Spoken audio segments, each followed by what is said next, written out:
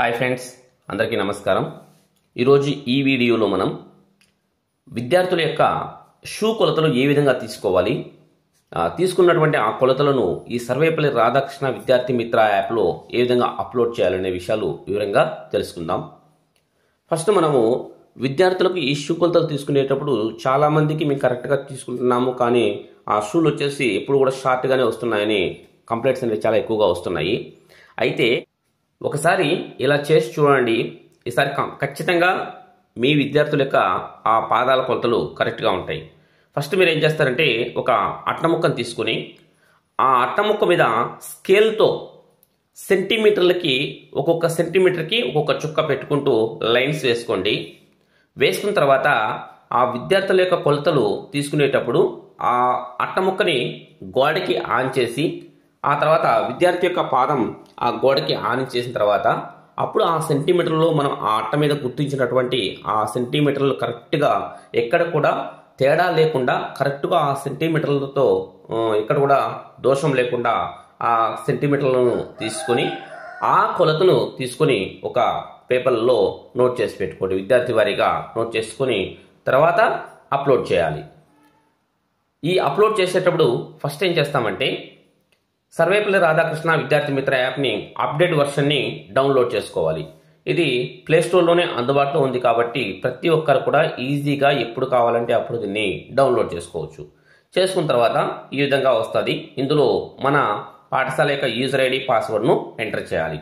ఇప్పుడు చూడండి, నేను ఒక పాఠశాలకు సంబంధించిన యూజర్ ఐడి పాస్వర్డ్ని ఎంటర్ చేసి లాగిన్ అయ్యాను. లాగిన్ అయిన తర్వాత మనకు ఈ విధంగా వస్తుంది. ఇక్కడ చూడండి, ఇయర్ వచ్చేసి 2024-25 ఉంది కాబట్టి ఇక్కడ మనము అప్లోడ్ చేయాల్సి ఉంటుంది. ఇక్కడ ఏం చేస్తామంటే, పైన రైట్ సైడ్లో 3 అడ్డగీతలు ఉన్నాయి. అడ్డగీతల మీద క్లిక్ ఇవ్వండి. ఇస్తే మనకి మాడ్యూల్స్ అనే ఆప్షన్ వస్తుంది. ఈ మాడ్యూల్స్ మీద క్లిక్ ఇవ్వండి. ఇక్కడ మనకు కొన్ని ఆప్షన్స్ అనేటివి కనిపిస్తాయి. ఇక్కడ చూడండి, మనకు ఏమేమి ఉన్నాయి అన్నీ చూసుకుంటారా అండి. ఇందులో మనకు కావాల్సింది ఏంటంటే షూ సైజ్ క్యాప్చరింగ్ అనేది మనకు అవసరం అవుతుంది. తర్వాత దాని పక్కనే షూస్ రిక్వైర్మెంట్ ఉంది.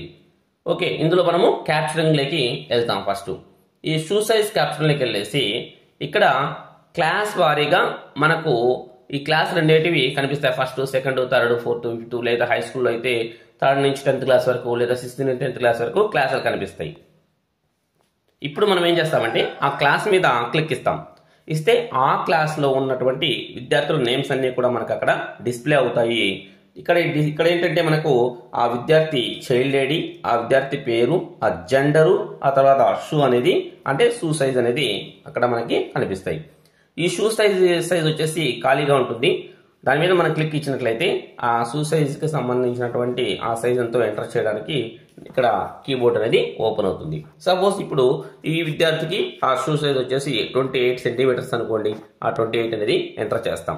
అట్లా ఒక క్లాస్లో ఉన్నటువంటి విద్యార్థులందరికీ కూడా ఎంతమంది ఉంటే అంతమందికి అక్కడ ఎంటర్ చేసి తర్వాత సబ్మిట్ చేయవలసి ఉంటుందన్నమాట.